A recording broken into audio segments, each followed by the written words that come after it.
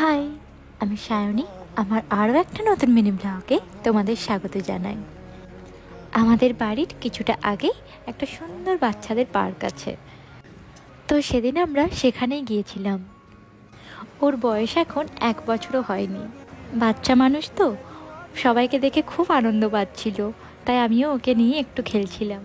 সাথে আমারও বেশ মজাই লাগছিল। তারপর আমিও আর নিজেকে কন্ট্রোল না করতে পেরে নিজের বয়সটা ভুলে গিয়ে ওদের সাথে খেলতে শুরু করেছিলাম।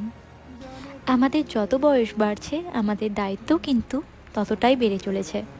এই সব কিছুর মাঝে নিজেদেরকে ভালো রাখার দায়িত্ব কিন্তু নিজেদেরকেই নিতে হবে। তারপর কিছুটা সন্ধ্যা হতে আমরা চলে আসি বাড়ি।